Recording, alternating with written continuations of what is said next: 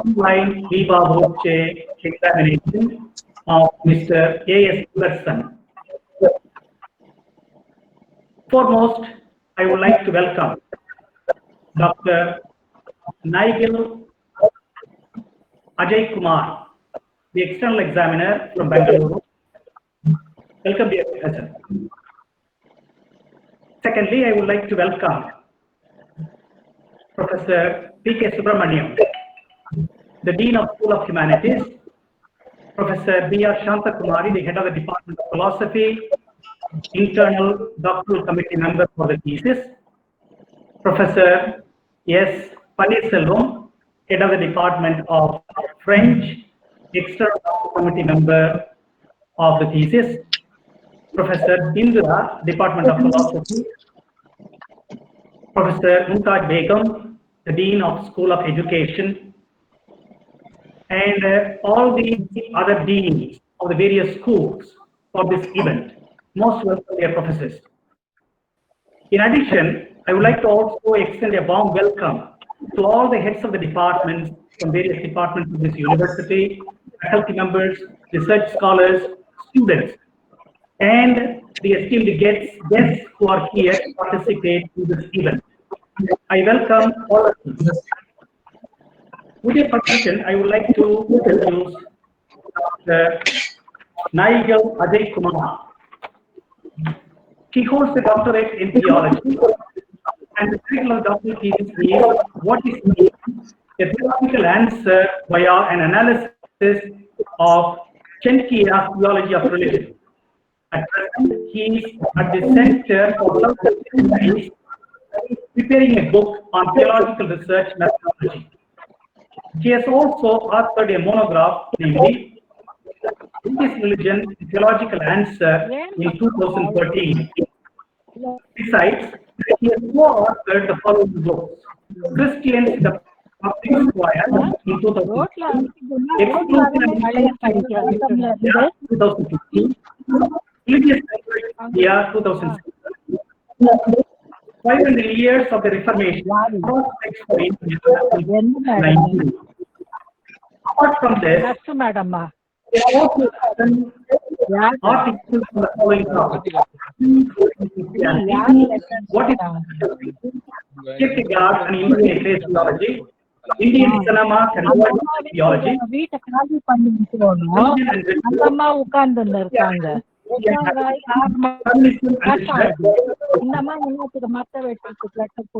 his research interests are theological method, contextual theology, systematic theology, and research methodology. This short introduction, I pass on the platform to Dr. Nigel Ajay Kumar to take up the procedure and conduct. Dr. Nigel, would you like to speak a few words? Huge trees they have cut. Okay, thank you, Dr. Jonas. Can somebody mute everybody? I can't hear what is happening. Can somebody who has the rights? It seems some mics are unmuted. If you can just...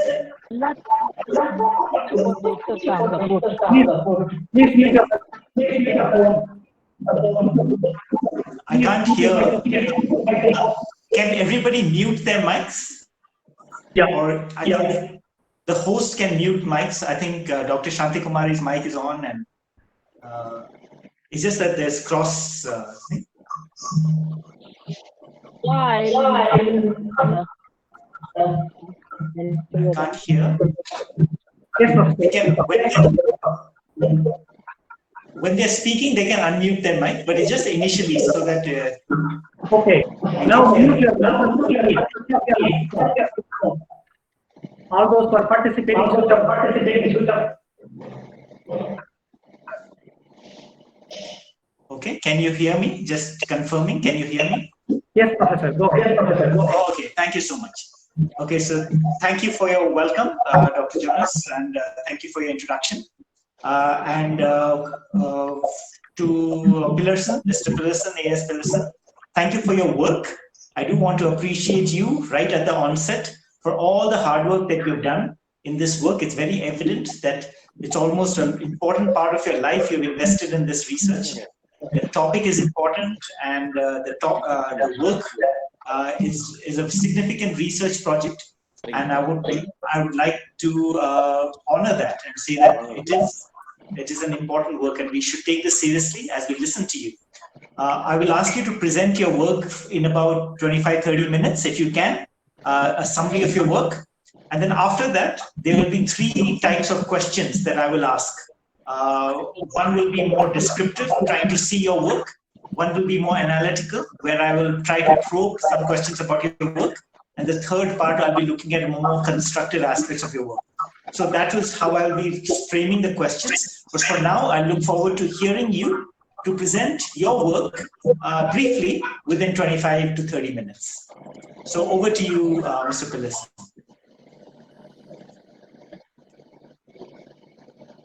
Pillarson, please continue. Pillarson, present. Good afternoon, respected Supervisor Dr. and Jonas, respected external examiner Dr. and Nigel, Ajay, Kumar, and all my DC members, professors, teachers, friends, ladies and gentlemen.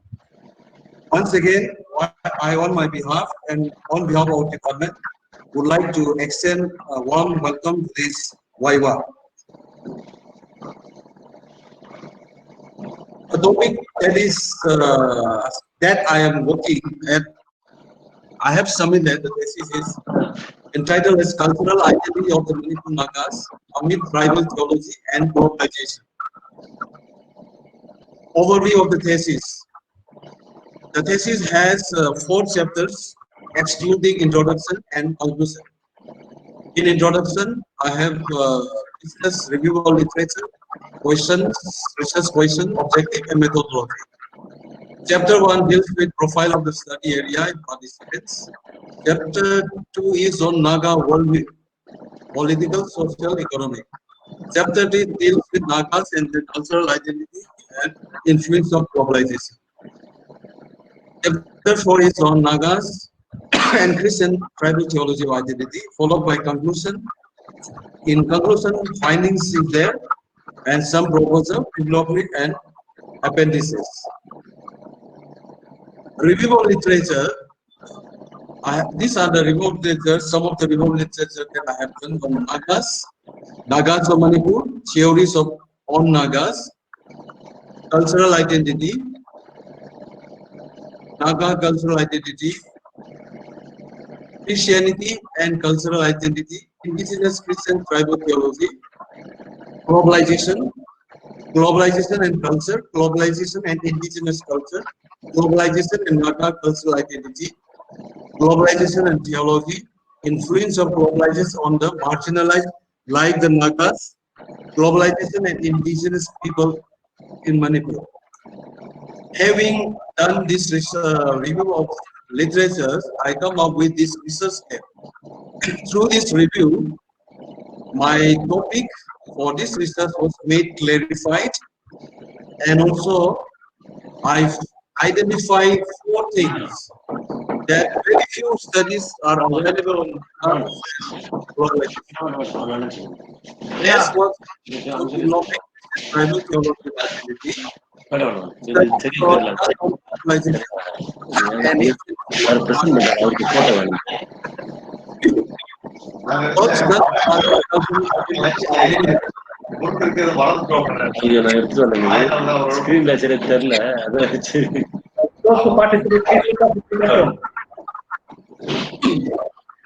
Research question. What are the theories of the origin of the Nagas? What are the major factors that led to the crisis of the Naga cultural identities? What are the impacts of Christianity on Naga cultural identities?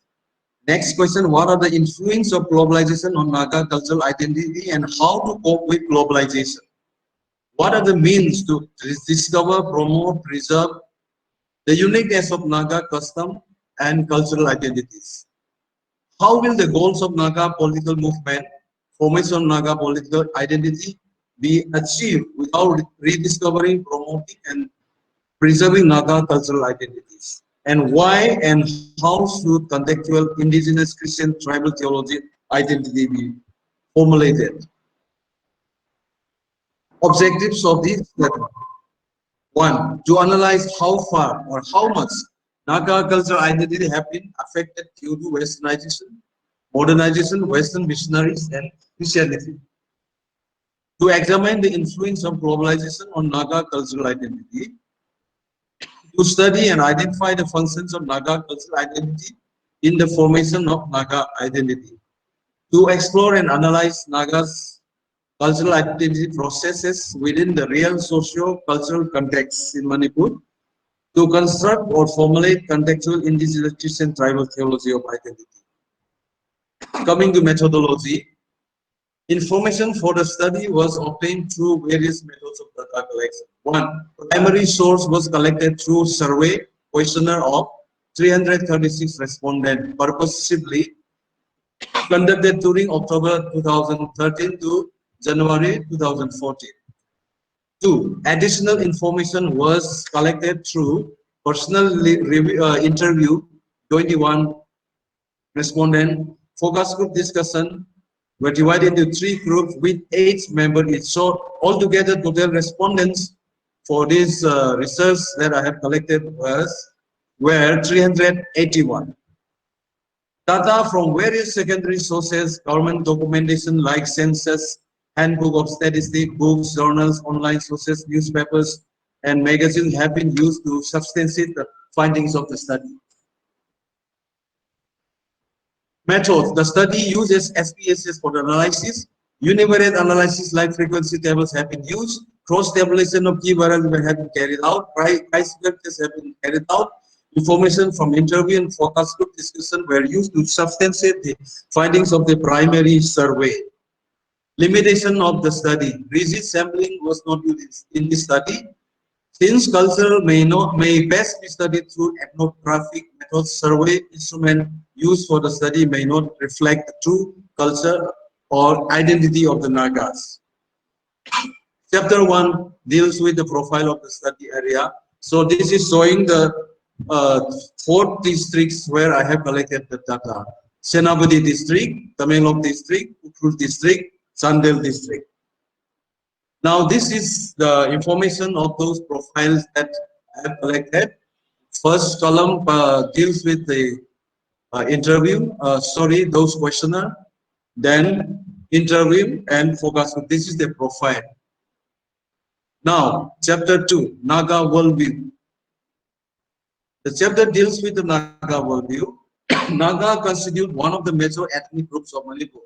Naga worldview undergoes changes. Naga worldviews are viewed as underdeveloped and inferior. Negation tribals Naga worldview is seen. The quest for identity and affection for land by the Nagas. The British colonial rules divided Naga settlement into small administrative units. No detailed information of the Nagas territories is available. One can trace Naga origin through legends, stories, and oral traditions. Nagas migrated to their present settlement before 3,000 to 4,000 years. The ancient Naga society was classless and casteless society. Patriarchal system and male-dominated society. Cultural elements and language played an important role in the gradual evolving of Naga identity. Tribals in Northeast India and Nagas of Manipur in particular have experienced constant threat and invasion from outside forces. No political freedom without cultural liberation. The Nagas have been affected by 3 strong waves over the last 150 years. The assault of British control over Naga inhabited areas, the propagation of Christianity by overseas migration, and tens of thousands of Indian troops being sent to Northeast India region to curb Naga's damage for autonomy.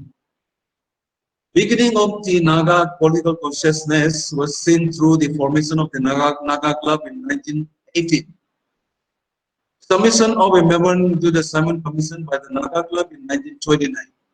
The Government of India Act 1935 excluded Naga Hills from the reform scheme.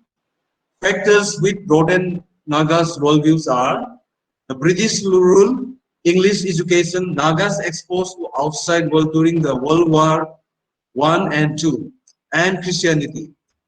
The common identity Naga, ethnic Naga identity, a colonial products, and had no historical antecedents. And Naga identity is the outcome of the Naga liberation movement that is going on. And in one way, it is also a gift of British colonialism. Economy. Naga's economies are subsistence economy, paddles, and primitive currency. As far as their Naga's religion is concerned, it is considered as Naga's religion is considered as animism or primal or traditional religion. They believe in the existence of the supreme being. They also have the concept of life after death and so on. Naga society is a patriarchal society. In this society, Morum and its role have great role to play. But because of globalization, it has been discarded, or so to say. Head hunting was one of the culture. Family is important culture of the Nagas. Plays important role. The status of which are very high. The practice of high moral principle is seen among the Naga society. And festival, dance, and variety of common costumes observant are observed. Now, chapter 3, Nagas cultural identity and influence of globalization. Corruption, drug culture, drunkenness, killing, immorality, dishonesty, high-handedness, bureaucratic, bribery, autocracy. All these are the negative influence of modernization. Modernization and the Western missionaries, in fact, transformed the lives of the Nagas from head-hunting culture to witness of Jesus Christ. So this may be considered as the positive influence of modernization. Consider Naga tradition and culture practice as old-fashioned by the younger Naga generation, especially. Nagas are getting westernized by adopting Western dress, Christianity, and the English language. Westernization without Western technology. The Western missionary looked down on Naga worldview as underdeveloped and inferior and promoted Western culture as superior alternative. These tables deals with opinions differs from one another as to the cause of the erosion of Naga cultural identity. Here I have given mass media. Is mass media responsible for the erosion of Naga cultural identity? Is it westernized him? Is it globalization, rock music culture, educational system, Western habits, Christianity? So you can see here the opinions differs from one another. Table shows the opinion of the respondent survey on the erosion of cultural identity of Nagas and its causes. 43.2% of the respondents totally agree that it is due to mass media. And Christianity and Naga cultural identity. One of the main objective of this study is to examine whether Christianity had discarded Naga cultural identity or not. The table given gives the percentage of distribution of the respondents' opinion whether Christianity has destroyed Naga cultural identity by background characteristics. So this is the table I have made this way and then try to analyze, and then the result is this. The result was that it was not Christianity which discarded Naga cultural identity. Rather, it was discarded by a few early Christian missionaries, ethnographers, sociologists, and anthropologists who consider Western culture superior. The benefit that Western missionaries and Christianity accrue to the Nagas in transforming their way of life far excel than the damage done by them. Christianity changed people and culture not by destroying them, but by reinterpreting their core rituals and myths. Nagas need not abandon their roots or their cultural identities when they embrace Christianity. Enrich the good cultural identity of Nagas, which is in consonance with the biblical teachings, and discard those cultural elements which are dehumanizing, like head hunting. Identity is not fixed set of traits, rather it goes through a process of interrelation, identification, and differentiation. A person's identity is formed as he or she negotiates a sense of belonging to some groups and being distant from others. For over 60 years now, Nagas have been struggling to negotiate their identity as a people over against that which is imposed on them by the government. of India. Nagas search for their own identities, conducted in the midst of a struggle for political sovereignty on the one hand, and their religious and cultural safety on the other. And this table is also percentage of opinion on Nagas to preserve Naga cultural identity. Now we know that it is important to preserve Naga identity, but here I have given preservation is not given enough importance, possibility of losing. So these are the questions I have raised and collected the data. And 1/3 of the respondents totally agreed that not enough efforts were given by the Nagas to preserve their cultural identity. And however, there is every possibility of greater marginalization of the Nagas because globalization influences every phases of life. Here is another table, percentage of opinions on the measures to preserve Naga cultural identity. Here I ask, suppose in Manipur they demand for separate administration. If we have separate administration, whether we can preserve Naga cultural identity. Like that, I have given all these variables, and then coming to this chapter 4. Nagas and Christian tribal theology or identity. This is one of the most important part of my research. Tribal theology, a theological movement that emerged especially among the tribes of India during 1980s. Indigenous Christian tribal theology is a theology of identity. Numerous ethnic groups in Northeast India, particularly Manipur, assert for identity and self-rule. Tribal theologians are trying to discover the liberative motives in their culture. Christian theology and practices of the church remain still largely foreign to the tribal people. Many centenary and sequencentenary has been celebrated, yet Christianity is struggling to find its roots in the tribal society. Now the question is, why tribal theology? Theologians of the developing nations reject Western theology because it is inadequate and irrelevant. Christian tribal theological agenda is no longer to be dictated by a foreign theological community somewhere in Europe or America or anywhere in the world. The majority of people in developing countries like India and Northeast India have been struggling with the problem of survival. Since the academic theology being developed in the Western context divorced from action for change and is irrelevant in the developing countries like India, commitment to the progress and to the struggle for freedom, justice, and fellowship be the first act of theology. The fusion of horizons between Judeo and Western Christianity and the Naga must take place in order for the Christianity to take root deep in the Naga culture. Western theology remains focused on individual salvation, teaching on heaven and hell, born again, and discarding the indigenous cultural values. I don't say that these are not important. These are very biblical, very important. But we need to also should not neglect the other socio-political, economic realities of the people. The preaching and teaching of Western missionary mainly led to the rejection of the culture and religious tradition of the tribals and Nagas in Northeast India. Tribal theology seems emerged towards the end of 80s in the context of injustice, displacement, suppression, human rights violation, and poverty. Now there are four main paradigms, theological paradigms in India. The translation method, they directly translated what was developed in the Western and then they try to apply in our own context, which is not irrelevant. Philosophical method is based on wishes Advaita and all the Advaita, and also those are also negating the needs of the tribals on the Nagas. Dialogical method, this is developed in the context of religious pluralism.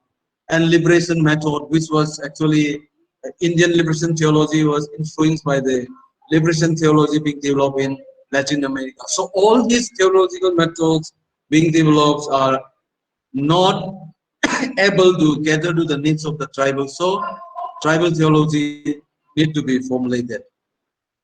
The three main concerns of tribals Naga indigenous theology are: first, a liberating struggle for liberation in all its social, political, and economic context. Second, it takes seriously the history, memories, and experience of the people. Third, main concern of a Naga indigenous theology is that it be equipped to recognize the differentiated complexity that go beyond the simplistic binary of colonized or colonizer.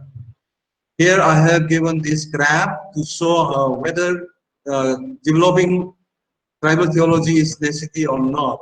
So from here, majorities of the say that yes, it is necessary to develop tribal theology or identity. But the difficult task is how to formulate theology or identity in such a way that the question which Nagas, tribals are asking may be answered biblically and theologically without distorting the teaching of the Bible. Western theology versus Indian Christian tribal theology. Dependency on imported Western Christian theology for decades. We have been depending on that. Naga Christian theology need to be liberated from the Western invasion. Here I have given this table, spiritual heritage of indigenous people, Naga social cultural resources and all these things. And try to find out the opinions of the and significance of spiritual heritage of the indigenous people while addressing the problem like terrorism, globalization, poverty, economic and injustice.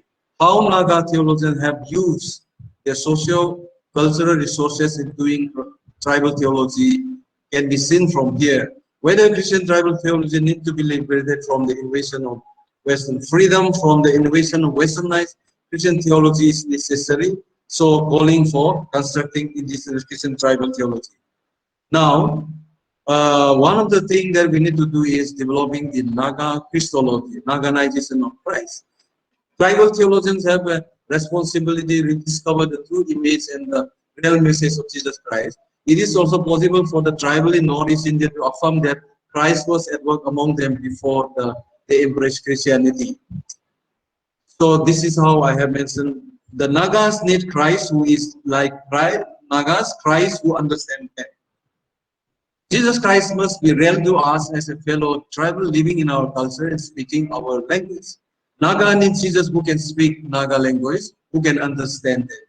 So here you can see the table, whether Christ should be Naga Christ or not, that I have asked here, but majority of the respondents say that they say no, but maybe because they are not very sure about what is Naga Christ, because they think that Jesus Christ was brought by missionaries, so they may be thinking that Jesus is a Westerner.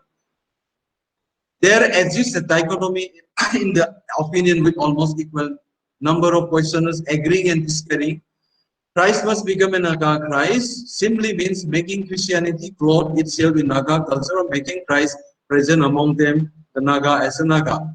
Tribal theology is a theology of identity and it makes case that all are created in the image of God and tribal are not inferior to them. Thus, tribal theology of identity will empower the marginalized of this society. The findings, the major findings are the following. The theories of Naga's origin and their migration, there is no convincing an explanation and no consensus on this issue. Numerous factors are responsible for the erosion of Naga cultural identity. Naga cultural identity crisis and some measures to preserve Naga are all those I have mentioned somewhere. Liberative cultural elements, like to choose the right Naga cultural identity and reject all those bad elements and preserve some of those liberative cultural elements found among the Nagas. The missionaries, but not Christianity, had discarded the Naga cultural identity. What were discarded were those cultural elements which are not healthy cultural practices at all, like head-hunting, slavery, black magic, sacrifice offered to the spirit, evil spirit. Though Naga women are highly regarded in society, no woman is representative in Naga village council, which is the highest decision-making body. Sorry. Naga community worldview is the only alternative to the capitalist worldview in the present time. While it is fundamental rights of the Nagas to value and promote their culture and tradition, the government is partial in promoting the culture and tradition of the minorities. Naga ways of life have diminished or are on the verge of diminishing. Reviving Morung may not be possible, yet the principle and the various good elements of Morung may be reintroduced in the executive schools, Sunday school, and colleges. Naga Christians need to have a strong conviction that cultural identity is valuable to God. Naga culture is not a stumbling block to Christian faith and living, but an excellent means to discovering their transformed life in Christ. Special attention to traditional festivals should be accorded, similar to Christmas, Palm Sunday, Good Friday, and Easter Sunday, and other Christian festivals. Nagas should introspect the internal factors which lead to erosion of Naga culture and do something about it. Rediscovery, reconception, and transformation of tribal Naga culture is necessary to construct authentic indigenous Christian tribal cultural identity. As systematic Naga Christology needs to be developed, the majority of the Christian Naga seems to be still ignorant about tribal theology. Some proposal and further research. Intensive study on the origin and migration of the Naga is still required. Present education systems should incorporate Naga history and culture in the curriculum to promote and preserve Naga culture identity. Production of more Naga films to promote Naga culture heritage may profit the younger Naga generation and Naga as a whole. The state government may plan to establish one dance academy in each of the hill district of Manipur to promote and preserve tribal Nagas traditional dances. Though it is easier said than done, all possible efforts should be made to devise Naga script as soon as possible. To sell the indigenously designed Naga traditional costume in a subsidized dress as a means to promote and preserve Naga traditional costumes. The parents and elderly people of the Nagas should educate their descendants on the importance of Naga cultural identities and Christian tribal theology. Involvement of Naga Christian communities and individuals are required to solve the crisis of cultural identity. It is useful to preserve Naga artifacts in local museums, as some have done in this regard. Acknowledgement. As a research scholar, I am deeply grateful to the following persons who have shared, suggested, guided, assisted, contributed their ideas, wealth of knowledge, and profound experiences in order to shape the thesis to its finality. Dr. N. Jonas, my supervisor and head Christian studies, Dr. Nigel Ajay Kumar, external examiner, Kothanur, Bengaluru. Professor P.K. Subramaniam, in School of Humanities. Professor P.R. Shantha Kumari, Doctoral Committee members. Professors S. Panisivam, Doctoral Committee member. Professor Dr. V.C. Thomas, former DC member. Late Father Dr. P.S. Kumar, former head Christian Studies. Late Professor K. Srinivas, former Dean School of Humanities. Professor Nalini J. Thambi, former Dean School of Humanities. Professor S. Indira, former head of the Department of Philosophy. Professor Dr. Clement, former head of the Department of English.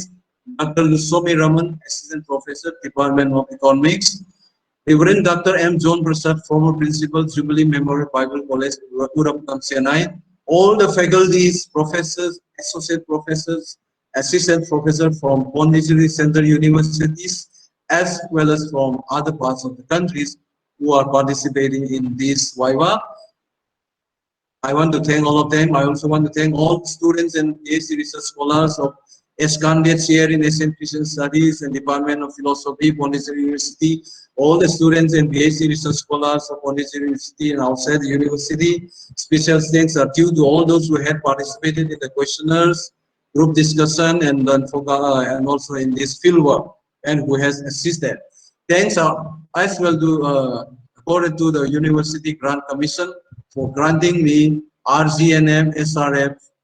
Otherwise, I may have a difficult time. Thanks are also due to my friends, colleagues, and research scholars of Pondicherry University, Mr. Prajesh Baltana, Ramthai, Chirsom, Sneha, Manmohan, Somipam, Kiran, Zion, Rishikan, Dr. Ratnakumar, and others. All the participants, well-wishers, and all my family members, especially my wife, Mrs. T. Kikanaro Jamil, my parents, brothers, and sisters for their continued prayer support throughout this study.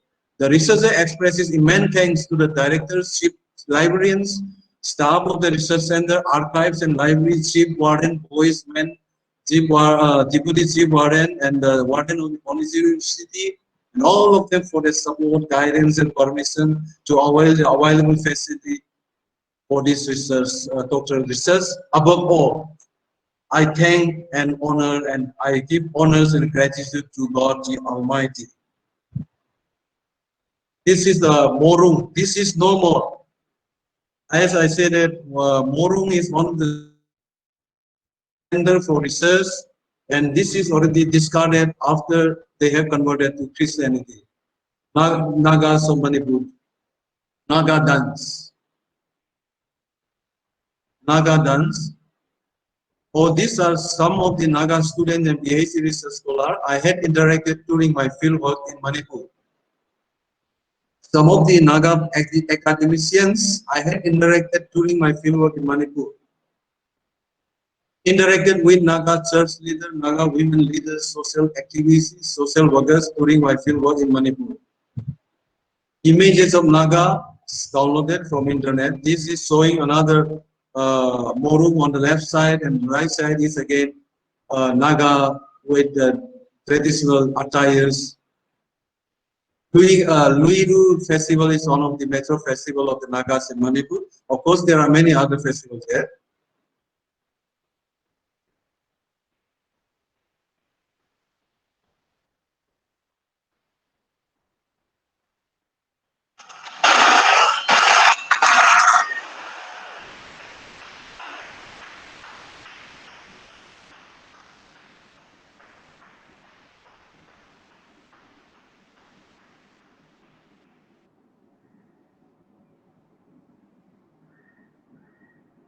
Okay, Mr. Pillarson, thank you so much for your presentation. It was nice to see your photos in the end, that these are real people that you've been talking to, and this is a real land. Both Manipur as well as Nagaland, and the people are part of a real history that we in this globe and in this nation share. So thank you for that. Are you able to cancel the screen share for now? Yeah, thank you so much. Okay, so I have, like I said in the beginning, I have 3 sets of questions for you. Questions among 3 categories. Okay, and if you can answer, so the first type of questions are the descriptive questions, where I'll be asking you about your work. Like, you've already described your work, but I may ask you just some questions to just clarify your own work, which you can do so. The second set of questions will be more probing, and that will be more like analytical. I may challenge 1 or 2 things that you've said. But let's go to the descriptive part. And so over here, I would like to ask you, let's start with this. Can you now just simply, Mr. Pillarson, can you hear me? Yeah, can you simply just tell us what is the problem and what is the solution in your thesis? Just tell us briefly, what is the problem and what is the solution? Thank you, sir. For the problems. Actually, there are many problems discuss and solve, but many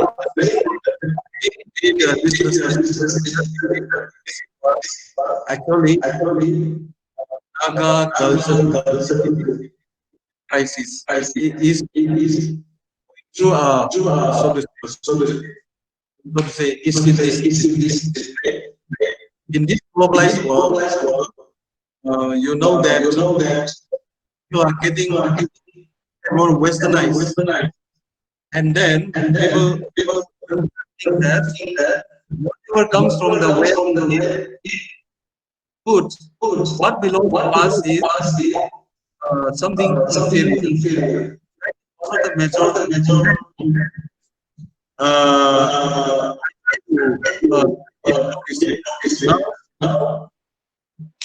and also in that is so far we have developed tribal. We are in tribal. I feel that solution.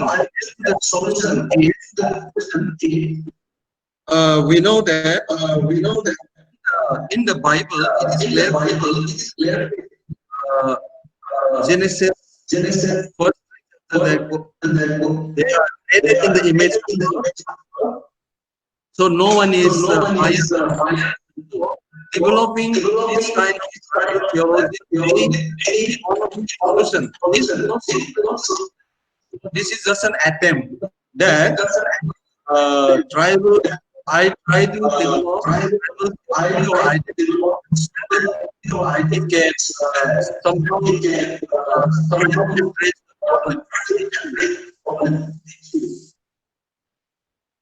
Okay, just to clarify, you're saying that there's a crisis of identity. That's one problem, which comes primarily through westernization, modernization, globalization. That's where the problem comes from. And the solution is Christianity, is it? And particularly this idea of image of God. That's what you're saying. Is your work is promoting that as the solution? Is that what you're saying? Yes, yes.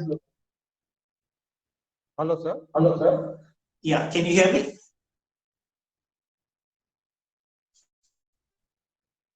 Are you able to hear me? Can you just Yeah, no, I was just clarifying what you yourself had said, that you're saying the crisis is, the problem is a crisis of identity, of westernization, modernization, and globalization. And the solution is something in Christianity, particularly this idea of image of God. Is that what you're saying? Your thesis is? That is one of the solutions. I am not saying that this will solve all the problems. Okay. See, what I am trying to say is that Nagas or the tribals are considered to be, so to say, lower others, subhuman, or something like that. But when we go to their worldview, when we go to their we come to know that in no way they are inferior in terms of their outlook, worldview, and everything. So, one of the possibility of resolving this kind of issue maybe we have to go to the Bible theology, Christian theology, and that can be one of the ways to address to this issue, so that they are actually subjugated, dehumanized, and also for the last several years, we are just learning theology in the Western seminaries that was transported or translation method I have mentioned. But now I feel that time has come for the India, especially the tribals in India and Nagas in India and Manipur, that we should also try to do something and address to this issue from the biblical and theological perspective. Of course, there are also other problems from socio-economic perspective. Since actually all these are interrelated, but my research is mainly focused on this. I am just saying about created in the image of God, and in the somewhere in the New Testament, Apostle Paul also mentioned about there is neither Jew nor Greek and Gentile. All are one in Christ.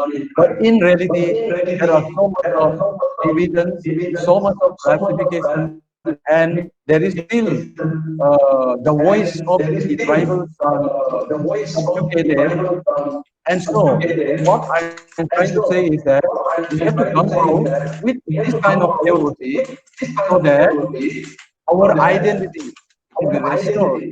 And we can also, it is not that we are thinking about separating from India, from this land, or from the world. What we are trying to say is that we can also contribute to the world, something new. Okay, so that's fine. I was just asking for clarity. Let's go to the next question. How would you define culture, tribal theology, and globalization? Just what are your definitions? Can you just just clarify your definition of culture, theology, and globalization. How would you just define them? Okay. Culture means simply is a way of life. Our food, our dress, our language, our even thinking. All this encompasses culture. So we have Indian cultures. In Indian also we have diverse culture, Tamil culture, or Malaya's culture, or Northeast Indian culture. We have a Naga culture. So that is how I understand.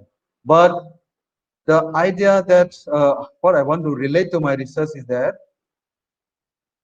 those missionaries, those anthropologists who wrote about Nagas, who wrote about tribals in India, they think that our culture is lower.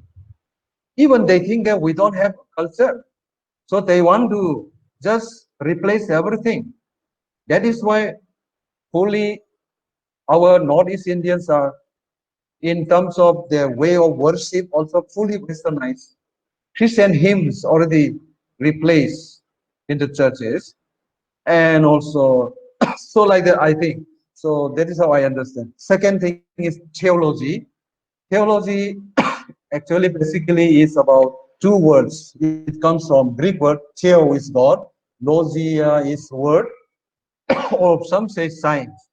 So study about God. So when we come to my research, here I understand theology as what we call tribal theology is a theology of resistant theology. It is also a liberation theology. It is also a theology of identity. We want to live like any other human being. We want to say to the world that we are also capable. So theology, I understand that it is, of course, what you call tribal theology is resistant theology, liberation theology, theology of identity. Now globalization. When it comes to globalization, I think there are hundreds and thousands of definitions are there. And in fact, there is a debate going on saying that they say that 16th century is more globalized, or 19th century is more globalized, or 21st century globalized. But according to me, uh, for example, I cite the Apaturai. Apaturai has written a book on globalization from the perspective of cultural dimension, and somebody has written on economic dimension. So globalization simply, in a sense, is what to say that interconnectivity, interrelated. So modernization is focusing on the development of a country or the world. But globalization is going beyond this modernization, though they are interrelated. Globalization talks about the relationship between India and China, Indian, Pakistan, or Indian, European countries, or USA. Interconnected. So we cannot uh, live alone. We need to have a next step. But in the process of this globalization, I don't say that globalization is bad. It is good, but sometimes those Naga cultures can be wiped out in this process of globalization. That is why I say we need to develop tribal theology, I think. Okay, thank you. Since these are just clarifications, we'll try to keep the answers also a little short because there are longer defense that I would like. I'm just clarifying so that I understand that we are on the same page. Yes, The other clarification that I have, and just keep it short, please don't give long answer for this. You use identity. Now, I want you to differentiate, just to clarify in your work, have you differentiated ethnic identity from political identity from religious identity? I know you'll say it's all interrelated, but what do you mean by ethnic identity and political identity? And like political identity means Manipur, ethnic identity means Naga, and religious identity means Christian. Are you clear about these differences? or are they? How would you just if you can just briefly in 1 or 2 sentences just clarify to me that you understand this word? Yeah. So identity. When we use the word identity, the question comes: who am I? Who are you? Who are the Indians? So that is how identity is. So identity is not static. It's not stable. It keeps on changing. Uh, in this, for example, political identity. Today, I may be an Indian, but when I align with other countries, politically I can join with others. So I can change my identity. So identity is not stable. Keep on changing. And religious identity, Nagas were not Christian before. So they were not Christian. They were, some say that they were enemies, but many scholars disprove that. So now they are Christian. So I say that in the thesis I mentioned that this is the new identity as Christian's identity.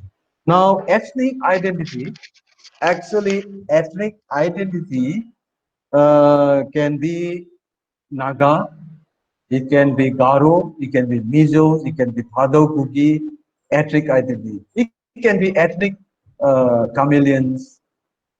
So in India, we have so many ethnicities. Each ethnicity have their own culture, they have their own way of life. And so, but I have tried to narrow down to Manipur Nagas just for the sake of my research. So ethnic Nagas identity in Manipur. Okay, thank you. Thank you. That clarifies to me a little bit of what you're trying to say. Now I'll get to a few of the probing questions that I have. We've got the descriptive. I'll just get to the probing questions, and please don't be offended if I ask a few questions even about Christianity or anything. I'm not trying to be critical about Christianity, but I'm talking about the way you represented it in your paper, as well as the way you represent your argument. So I'm focusing on your paper and not on your beliefs, or not even on the Naga culture per se, but particularly how it is defined in your paper. Okay, so I would like to suggest that in your dissertation, and this is for you to defend, for you to respond. Some of these comments don't come from me, but they come from other examiners that have taken and correlated their ideas as well. Oh, so let's start with one simple thing is that there seems to be a cultural problem called globalization, which is cultural, which includes economic and social and all that. And you say it's not fully bad, but mostly you depict it in negative ways in your work. Your work tends to depict globalization as something negative, as something that has taken over. Similarly, you also point to how Christianity, especially the missionaries, imposed Christianity on there. But somehow your solution is Christianity. So I would like to suggest, isn't there a contradiction? Isn't Christianity the epitome of globalization? It is this globalized religion that keeps coming from one country to another and starts taking over other cultures. That is what Christianity is. I mean, if Christianity did not reform Roman culture, Romans would still be Romans. And if it did not change Greek culture, it would still be Greeks. So somehow Christianity is a globalized religion. That is one of the problems that some people have with Christianity. So you are critical of globalization, you're critical of missionaries, but you're still relying on Christianity, the globalized religion, to solve Naga identity problems. How would you resolve it in your work? I feel that your work hasn't shown this problem, that Christianity itself is a globalized religion, and how would you help deal with the problem of globalization and Christianity? I don't know if you understand my question. I'm not trying to challenge Christianity, but asking you how in your paper have you addressed this problem? Okay, thank you, sir. Just to go straight to your answer, I would say that, yeah, Christianity can be considered as a global culture, global religion, yeah. That's why I have somewhere in my thesis, I have addressed that, yeah, though Christianity come from outside, and now majorities of the Nagas or the tribal in Northeast India are Christianized. But that doesn't mean that we are, so to say, fully globalized or so and so. What I am trying to say is that we need to have our own system, or we need to have our own theology. We need to have our own way of life. So when it comes to that example, I have used Naganization. The Christ, for example, Jesus Christ understood in the West may not be exactly applicable in our context. For example, for example, they use metaphors of shepherd for Christ, but in our place there is no sheep. Mostly you will find cow or chicken or this and that. So we need to contextualize. We need to do indigenization. Then only, though Christianity may be a global religion, globalized religion, but we can have our own Christian religion. That way, we can be still a Naga Christian.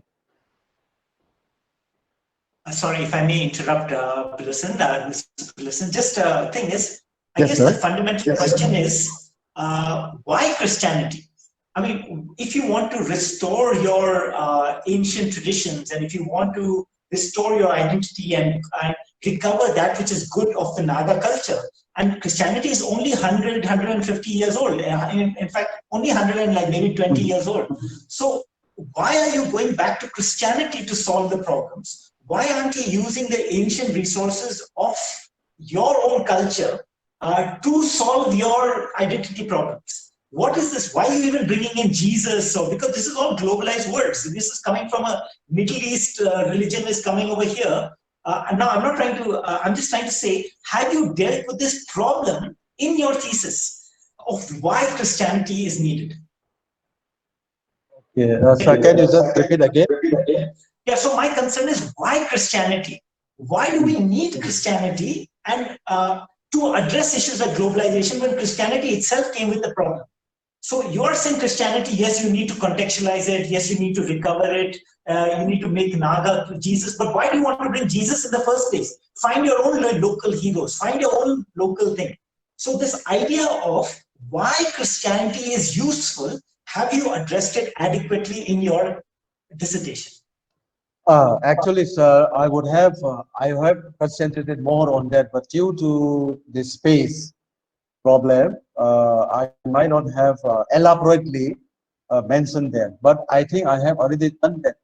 We are using, I have used, some of the tribal theologians have started using their own resources, like how, how Nagas, they use the word Sopalipa. Sopalipa has something to do with their ethical principles, which is not found in the Bible, Christianity. And in Mijos also there is the same, but I may not be able to pronounce exactly whether Zion can help me or not. That Tolngaina. There is one Mijo word equivalent to Sopalipa. It is a ethical, theological ethical principles, which talks about uh, betterment for the people. There should be no, so to say, enmity between people, for the goodness of others. All that kind of concerns are there. Even though before Christianity was introduced to the Nagas or to the tribals, to the people of Northeast India or tribals in India, actually, um, this kind of principles was already prevalent. I mean, you should respect your elders. You should not do harm to others. Jesus also said, love your neighbors, love your enemies.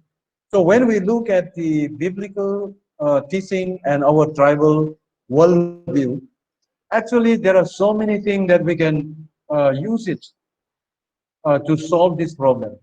That is why I am saying that we need more people committed, or so to say, who are capable to do this work. All may not be able to do, because there are many things, resources which can be used along with side by side with the Bible, Christianity.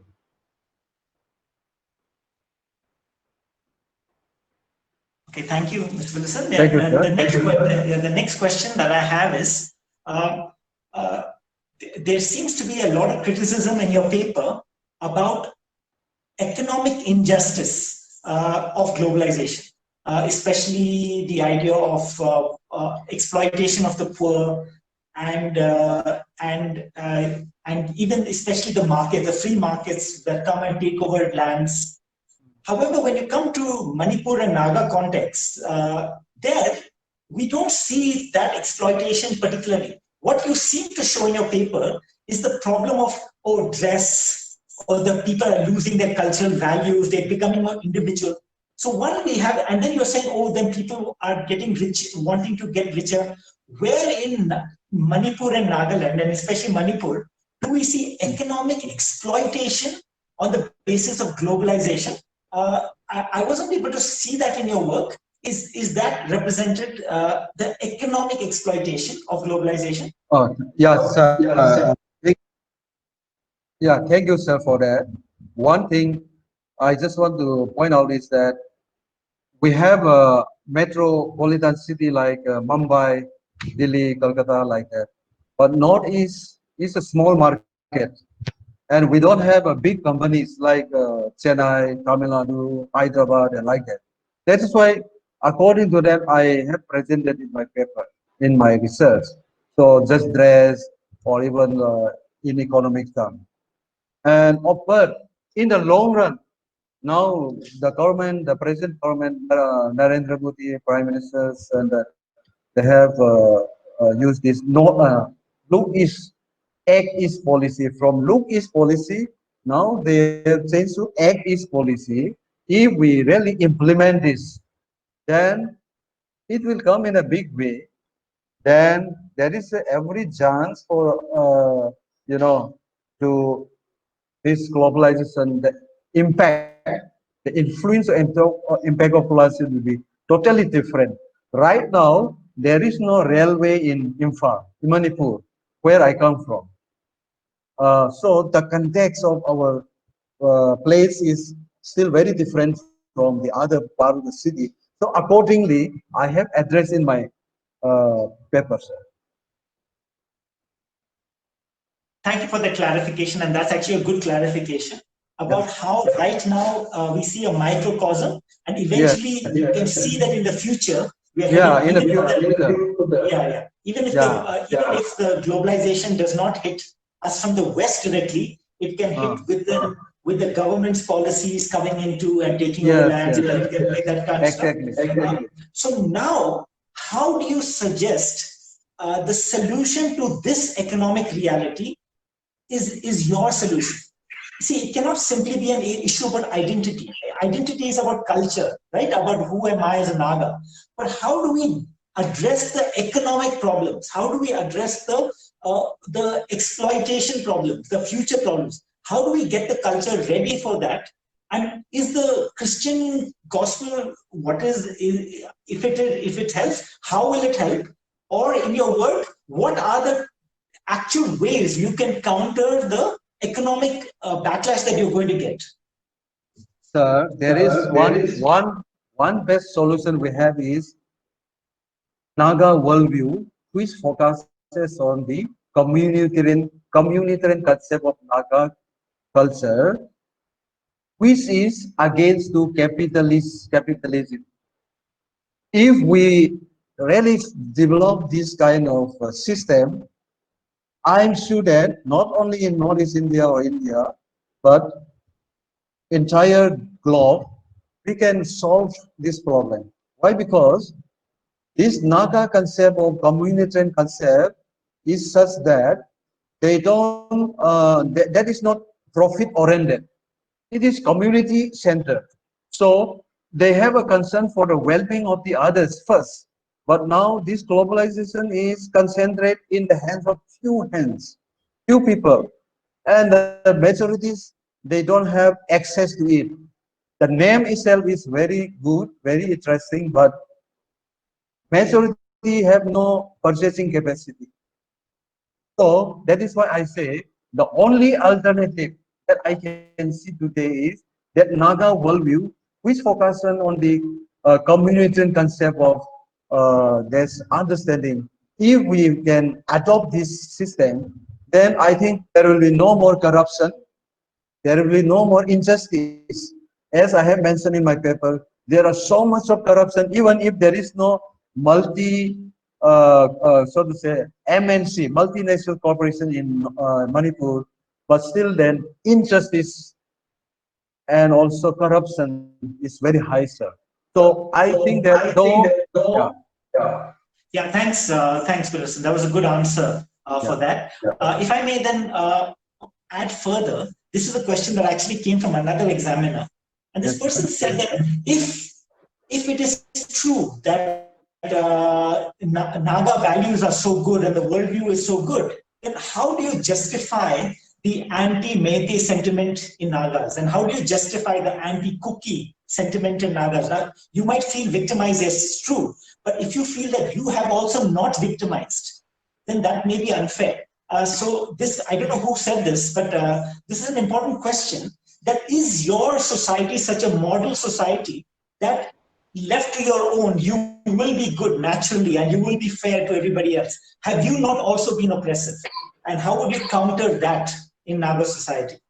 Even intra-tribal war, intra-tribal, like within the Nagas itself, if there is so much, if you have such a high value, yet there was so much war, how do you justify going back as the solution for going forward? sir, as I have just rightly before Boy mentioned, now the influence of westernization, modernization, now the latest one is globalizations are so powerful. So now majorities of the people think that our worldview, Naga culture, our has nothing to do with this. So they go for white collar job and they go for all these things. So what I mean is, my argument is that back to the root, go back to the root, and then let's build up the society.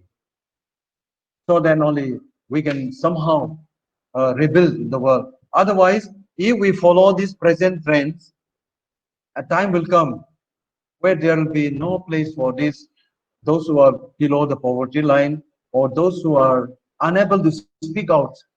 Who will speak out for themselves? So that is what. So you talk about anti-Meitei, anti-cookie sentiment. Actually, this is a very complex issue, sir.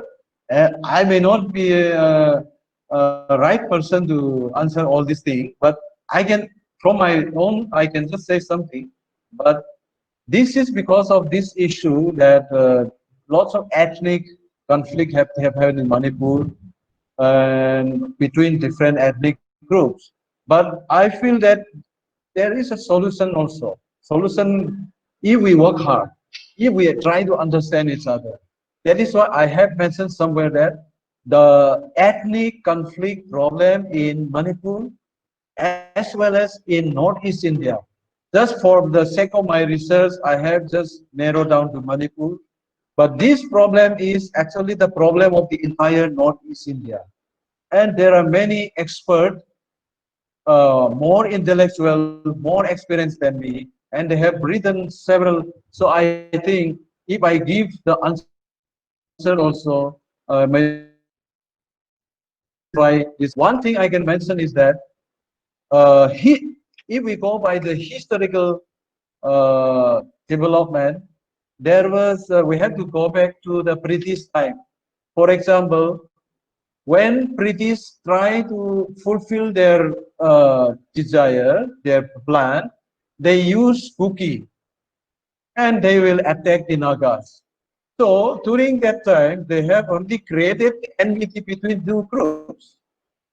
And when the Maharajas of Manipur was ruling, again, Maharaja of Manipur cannot go to the Nagas directly, so he will again supply something to the Kuki, and then Kukis will, in the middle, they will come and then attack the Naga. So, sir, what I can say is that this problem is a deep-rooted historical and goes back to so many centuries. So that root was sown before we were born. Now it is very difficult to solve, but I think the present generation should do something, because we are brothers and sisters. Bukis, Nagas, Manipur, Nagas, Meitei, all are actually must have originated from one place, one ethnic group, who knows? But because of so many development like religion, when the groups of Manipuris were Sanskritized, they embraced Hinduism. Then groups of Nagas, they have accepted Christianity. Then their unity was, second, and then widened their disunity. Likewise, Book is also the same thing. But they are all our brothers. They are all sisters. And I think we should try to work out something. And I feel that if we really go back to our root, not only Bible, but our culture, our worldview, there are something that can also offer to the people this problem for the solution. Thank you. So I would urge that this aspect that you are saying right now, especially the idea that Naga identity is not just Naga identity, but is for service of healing and reconciliation in that land, Yes, is also sir. something that I don't think is fully emphasized in your work. It can be emphasized a bit more. Thank you, sir. Yeah, I'll do that. Surely, I'll do that. Yeah, it's just to say that sometimes identity topic just becomes about for yourself, my identity, without recognizing the social need of that region. So Right. how that identity becomes a service to others could also be emphasized. Okay, I'll go to my third type of questions, and this is the more constructive questions. Let me ask you firstly, can you tell me one thing you're happy or proud about your work, and one weakness you can identify in your work? Sir, I am happy because after long struggle, somehow I have come to this stage. But if I really go by the work that I have done, I am not fully satisfied because I would have done much better than this. I still feel that. And when you are asking me several questions that give me new insights, so I feel that I can still change something and also improve it. That is what I feel. Thank you for that. Was a good answer. Let's go to the next question. What do you see is a new or original contribution you have made in your work? As you know that in a PhD level, you're expected to make a contribution into academia, a contribution to the Asian Christian Studies department, contribution. So what is the new or original contribution that your dissertation has made? Okay, so it is a difficult question, but it is really difficult to so to say provide something new, because so many research have been done. In this, to come up with something new is not possible at all. It will need even lifetime to bring something new. But I am just, it is an attempt, sir. I am just attempting something that I am not claiming that I have achieved everything, but this kind of research, I think I have not come across in my literature of review. The topic that I have selected and the way that I have done field work, questionnaire, focus group discussion. So this is an attempt to bring something new to the research field. And some of the findings that I have mentioned is like, my finding was that um, Christianity it is the gospel, is the good news of Christ. So I am not supporting to the idea that Christianity does damage to any other culture or Naga culture. But it is the people who handle it, like missionaries or preachers or pastors or those things. So that one of the contributions that I have made is that we should not what to say, just pinpoint to Christianity and say that Christianity has damaged our culture. It is not. But there are many scholars, they have consistently written that Christianity has done damage to our culture. But I think my finding is that, contribution is that, it was not Christianity. Christianity actually strengthened their identity. Christianity strengthened the identities of the Nagas. It refined them, not destroying them, but maybe few missionaries or anthropologists who don't know the real cultures of the people under consideration. They might have just, say for example, rice beer of the Nagas has been replaced by their red tea, for example. So like that, so many damage has been done. But that is not by Christianity. What I'm trying to say is, it was two peoples.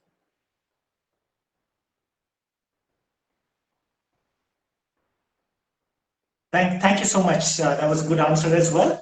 I would like to now, if Dr. Jonas will allow, to open this up to anybody else who has a question, just a brief question. If anybody, especially from the doctoral committee or anybody else, can ask any question, and then I can just close with the one final question if there is time. So let's open it up to anybody who can ask a question, especially the doctoral committee.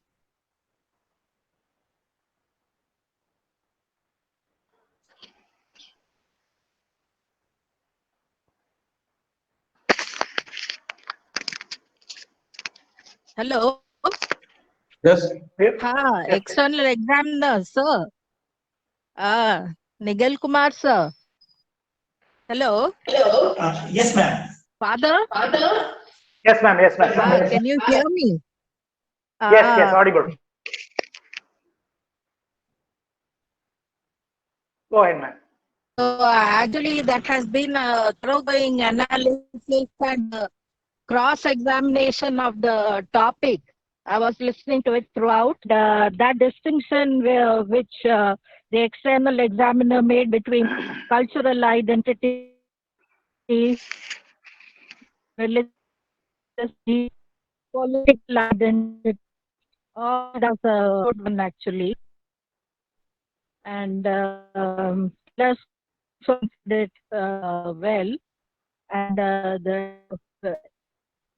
the discussion has been a lengthy one and interesting one, because often we keep hearing about these clashes between the tribes, and now we know how one is put upon the other for personal gain, and a political reason, or whatever that may be. But this has given us an insight into the problem, and therefore I should congratulate Pillarson for his work, and Father, you also, for the painstaking trouble you have given that thesis, and all the challenges, because you take first one that has and wish very many more such activities in your department. So as Pillarson has said, when he goes back with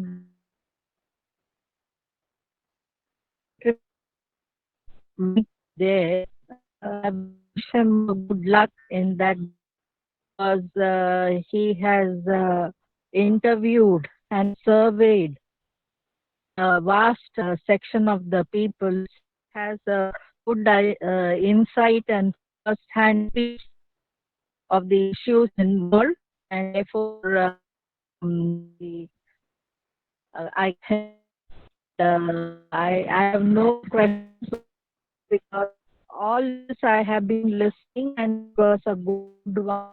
So the audience may ask, or you supervise can over. Thank you, Father. Thank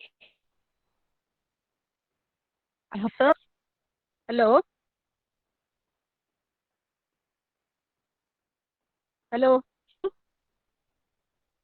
Hello? Yes, we can hear you. Hello?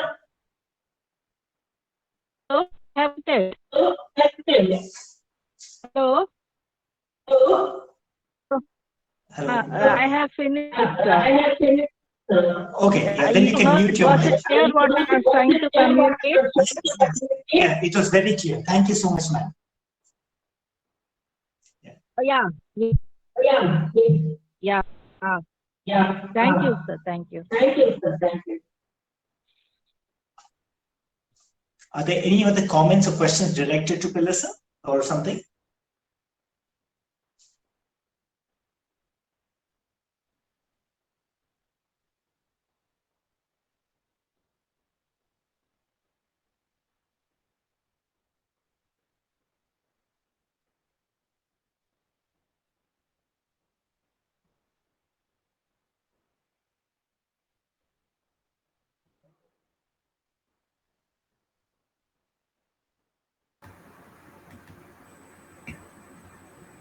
Can I ask a question?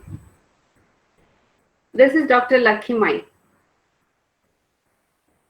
I congratulate Father Jonas, the guide, and also Brother Pillarson for his detailed presentation. I have some observation or comments regarding this globalization terminology that is being used and how Christianity is being connected.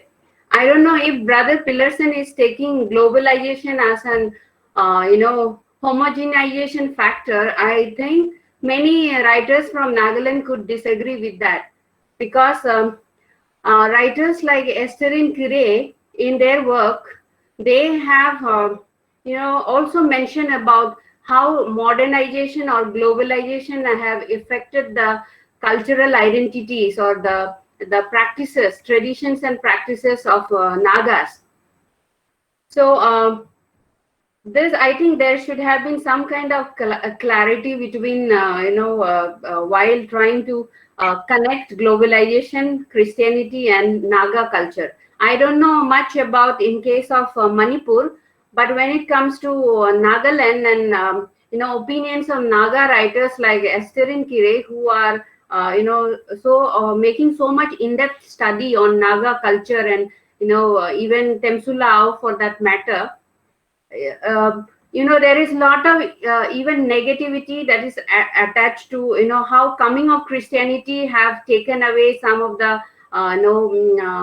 good practices or tradition and culture of Nagaland, and also it has also created some kind of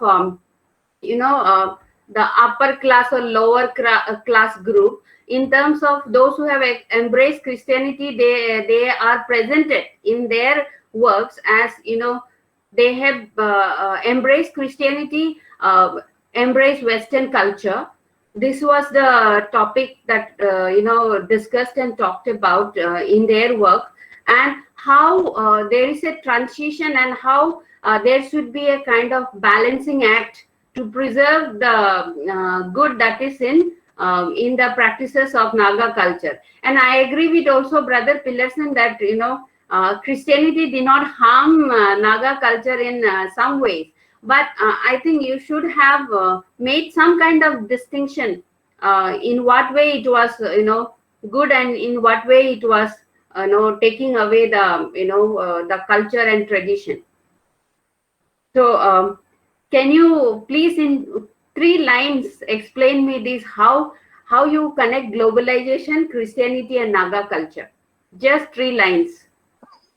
Okay, thank you, madam.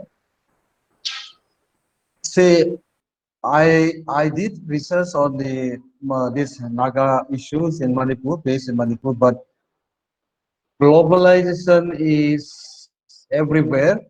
I mean, it is inevitable. What I say, globalization is inevitable. Whether we like it or not, it has come. It will continue to come. It will intensify. So my thinking is that, my idea is that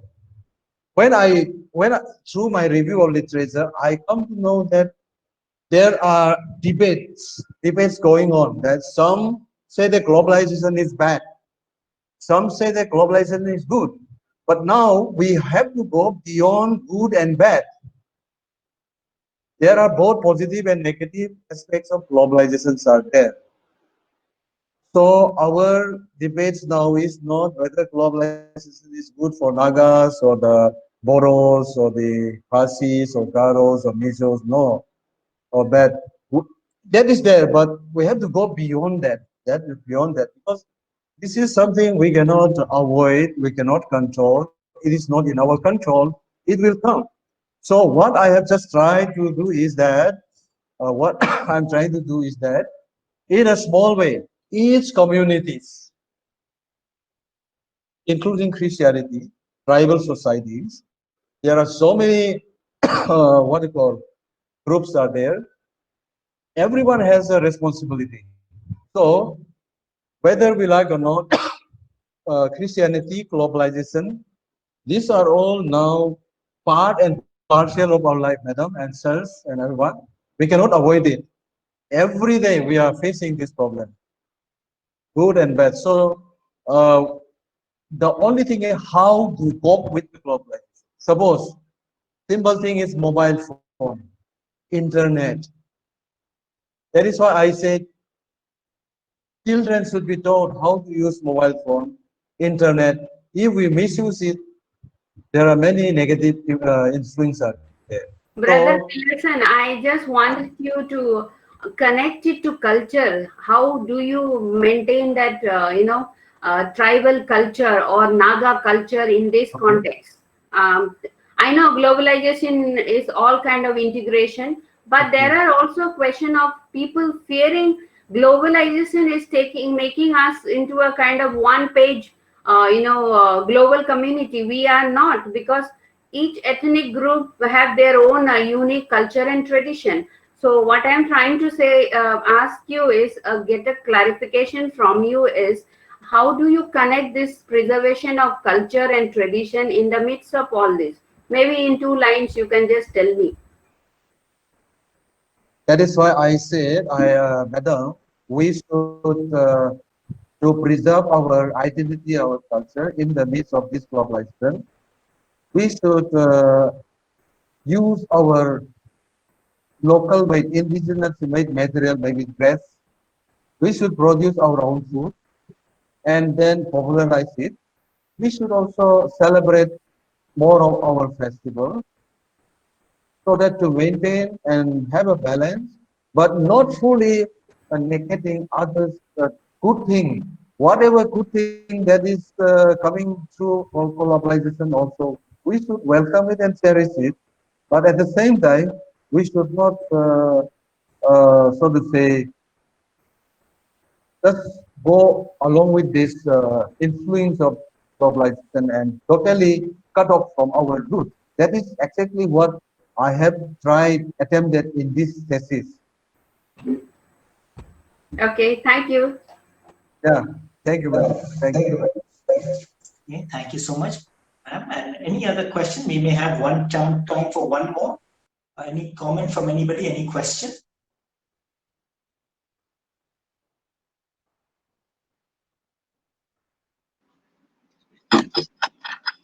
Hello, good afternoon. Hello, good afternoon. Hello, good afternoon. Yes, hello. Yes. Sir, I would like to congratulate Pillarson sir for his adulation and phenomenal presentation, and it was really optimistic. And throughout the presentation, he mentioned all the Naga community development and its liberty and integrity, and how the community will be developed a lot, so that the entire community will get benefited. My question is, as far as community development concern for Naga community, suppose from God grace of Jesus Christ, they develop a lot. And how can they're focusing on salvation entity, whether they're really focusing on salvation in a particular way, just like other developed state, those who are really developed, and they're not focusing on the same entity. And simply we are telling salvation and liberation, but we are not really focusing. And how can the Naga community will look at the world and the world will look at them? Hello? Okay. Are you getting, sir? Shall I answer? Yes, if you can briefly answer that. But I don't get the question very clear. Hello, sir. Happy, Mr. Happy, thank you for your Yes, sir. question, but I could not. Can you just make it little simple? Your Yes, sir. After a development of Naga community by the yes. by the grace by the God grace or by Jesus Christ God grace, whatever may be, how can they look at the world and the world look at them? Okay. See, that is why I say we are global community. We are interconnected. We are the citizen of this world, whether Christians or non-Christian. We are first and foremost, we are human beings. So I think humanities, the issue of humanities. So in this thesis, I am just saying that in the midst of this lots of development in this globalization, there, there is one group of people called Nagas. They are going through identity crisis. So I have done the research on that. But in fact, the issue that I have raised are actually faced by several other people across the globe. That is why you can see people in different countries, those who were already, those who get freedom from these colonialists. India was also once upon a time under British rule. So many countries got independent now, but still they are not able to go back to their root. That is the issue that I am addressing in my research. But you talk about the Christianity, how we can look to the other people. We look to other community as first, not as we are Christian, you are non-Christian. No. What we look at is first and foremost thing is we are human being, we are citizen of this world, and whether it is Christianity or other, we should make this world a better place to live. So if this group of people, Nagas, are able to uh, establish their identity, go back to the root, and if they are able to, you know, come to this level, then it will be benefiting for others also. Not only, I am not saying that Nagas inhabit in Manipur only. There are groups of people, even Hindu, Muslim, Islam, all are there in Manipur.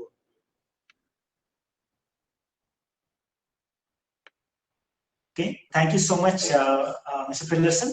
I have one final comment, and after that, I will give it to Father Jonas to make his concluding remarks. Exclamation. Yes, Mr. Miller. Thank you, sir. Hello, sir. Hello. Yes, sir. Yes, sir. Regarding the Naga women entity, you are telling they need to introspection, intellectual development, and all the things details. They need to really develop things. Then, which area you are more focusing on? Because in women entity, there everything will be needed. Because you are not telling in particular entity these things develop means they will attack on another things. Then, especially in women entity development in Naga community, especially which category are basically emphasis? No. What I have said in my presentation was that unlike the other society, like in India, there is a caste system, CAST, caste system, but we don't come under that system in our place among the Nagas. But because of this globalization and all modernization, now middle class have emerged, rich people, elite people have come. So this kind of disintegration also happening. But in this, women are regarded as very high. That's what I have said. Naga women are respected. They have a good place. They are equal to men in many aspects, except that they are denied inheritance of land. And also, in that Naga Council, women representation is not seen to be seen. So I am just saying that Naga intellectuals or somebody who are able to do this in this research may be able to contribute something to do about this issue. That is what I have said. But yeah, so I don't know whether my answer, I answered your question or not. No, it is also somehow pertinent. Thing is that the answer hasn't been come to the same thing. But okay, somehow it is correct. Thing is that according to your answer, I'm sorry, Mr. Nigel, sorry, I'll have to interrupt you. The time is running out, so let's just go ahead. If you have any comments, you can send it by message to Father Jonas, and he can pass it on to the candidate as well. Yeah, I'm sorry, I just have to interrupt. We won't be able to go on for too long. So let's going back to Mr. Pillarson. My final comment here is that one of the things that is positive in your work, but it is, I feel, not fully developed, is this idea of fusion of horizons. You've mentioned it in your presentation, you got it twice in your work, but this idea of fusion of horizons is an important idea that if you explain further, you will probably understand how Naga culture, Western globalization, and Christianity all merge together to construct something new. So rather than simply saying, I want to go back to Naga identity is actually a new fusion of identity. It's not old Naga, but new Naga, which is a fusion of globalization, of Christianity, and of its Manipur Naga ethnic identity. So I feel that you have that phrase, fusion of horizons. You explain it a bit, but perhaps a bit more, that you can in your work explain this concept of fusion of horizons, which you use to show how this interface actually takes place, where you're not trying to go back to the old Nagaland, you're not trying to go to the west of globalization, you're not simply accepting Christianity as is uncritically, but you're trying to merge the best of the world, the best of Christianity, and the best of Naga culture to a new fusion of horizons for the service of Naga community and local regions. So I feel that if you can say that more clearly, you will have a more cohesive answer of what your identity is. It is not old identity, it is not a recovery, but it is a recovery to form a new fusion. We need to preserve our identity so that we can have a fusion for a new identity. Otherwise, we will lose ourselves in the new identity. So we preserve some as we become new. So I feel that that is something that you can do. And I would like to close with this final comment. Yeah, to congratulate Father. To congratulate Father Jonas for his excellent guiding in this process. And to you, Mr. Pillarson, thank you so much. I personally have no problems passing this dissertation. So congratulations to you. I will give this time now to Father Jonas, if you can take this time and conclude.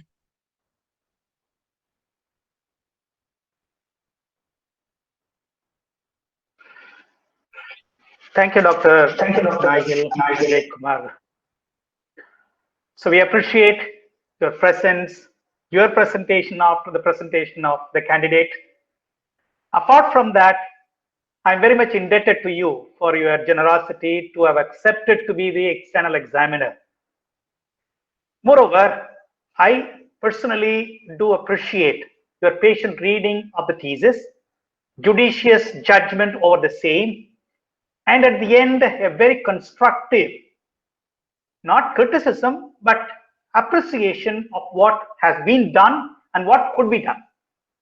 Therefore, dear Professor, in the name of the candidate and in my own name, I appreciate all that you have done and thank you very much at this moment. Thank you, Professor. Secondly, I appreciate all the guidance granted to me from the beginning I ever entered the department by Professor B.R. Shantha Kumari, the head of the Department of Philosophy. She being the head of the Department of Philosophy and we working in association with them. She has guided me, also the candidate, in producing a presentable form of the thesis. Therefore, dear madam, I appreciate your help and thank you very much. At this moment, I also very gratefully remember Professor Panneerselvam, the head of the Department of French, the external doctoral committee member, for all his guidance that he granted to me. And I am ever grateful to Professor Indra and all the other faculty members who cooperated, who guided, and so on, for their presence now, also the consistent help during this process.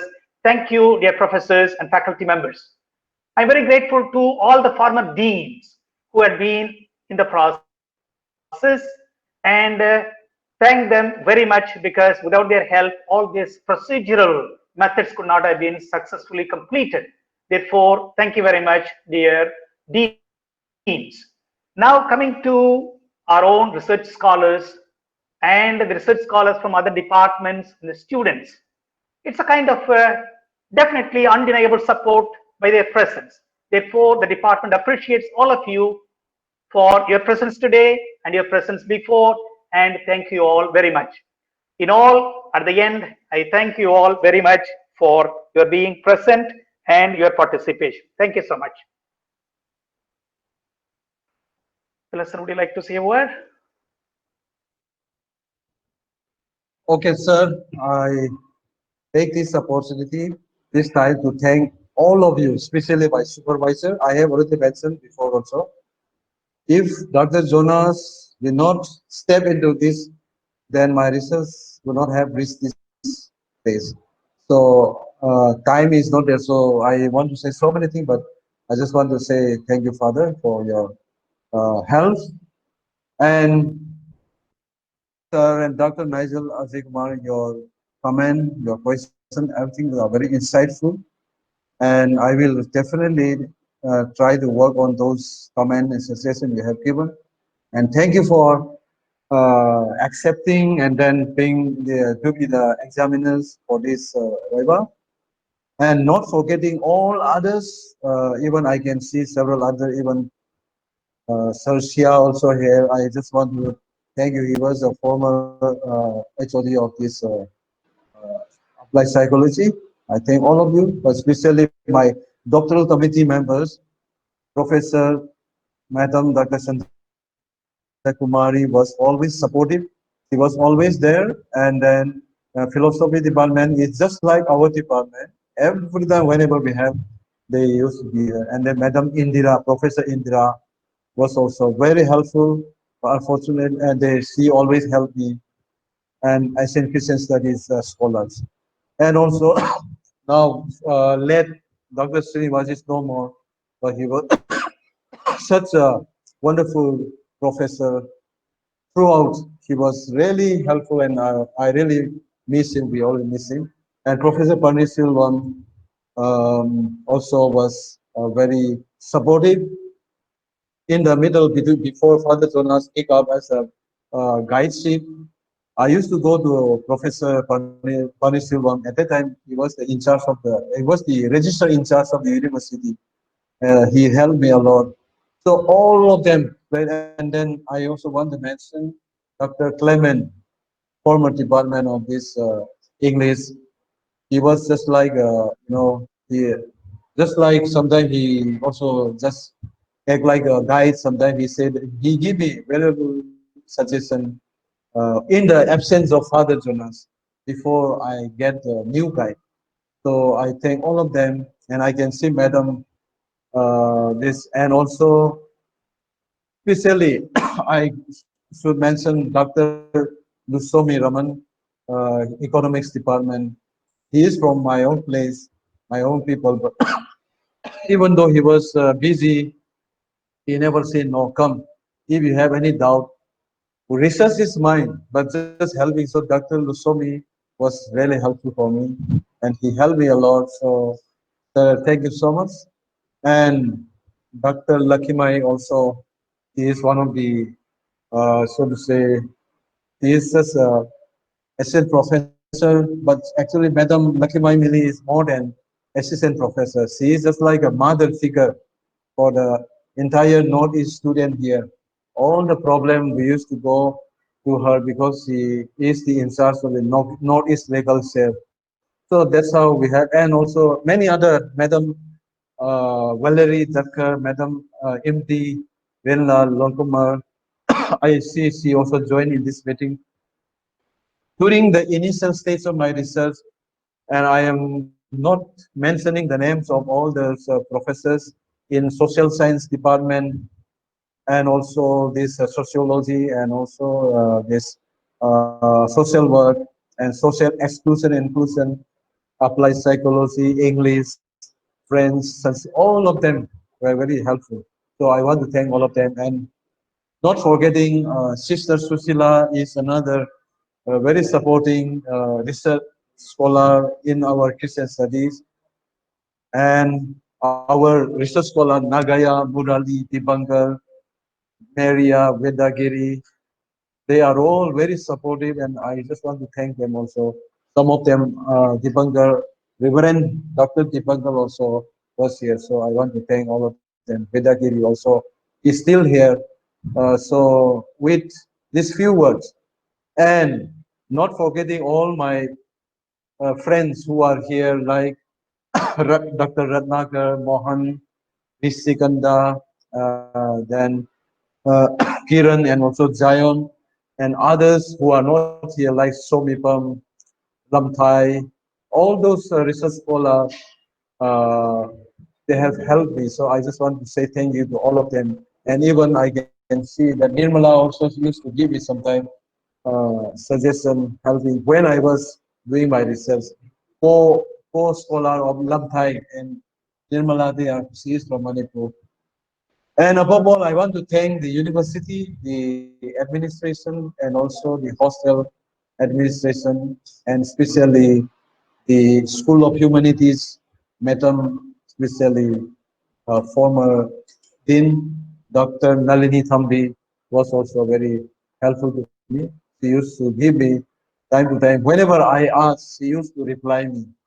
That's how I received lots of support in this university, in this department, Asian Christian Study, and also philosophy department in particular. Once again, sir, Dr. Nigel, thank you for your time. Thank you for your insightful comments, and also to all of you, Father Jonas and all others. So with these few words, I just want to conclude my words here. Thank you. So thank you one and all. We conclude. Thank you so much. Okay. Thank you. Thank you. Thank you, Professor. Congratulations, Pillarson.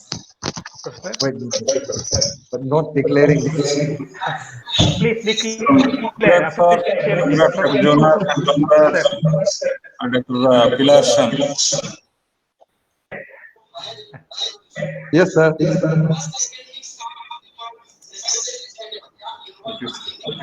Okay, sir. Okay, I get you. Professor Nigel, please declare officially that he is the doctor. I was waiting for that, whether we need to do that. So, not that I have the authority, but it just comes from the university. And from our side, representing the university, we declare that Mr. A.S. Pillarson has now completed successfully his dissertation and is now conferred the title doctor. So, congratulations, Dr. A.S. Pillarson. Thank you, sir. Thank you, one and all. Thank you. Thank you, Professor. Thank you, Professor. Thank you so much. Thank you. Thank you. Thank you. I'll be going now. Yeah. Okay. Bye-bye. Bye. Okay. Congratulations, Pillarson. God bless you. Thank you. Thank and you. wishing you the very best Yeah. for your future endeavors. God bless you. Okay. Bye. Okay. Thank you. Thank you.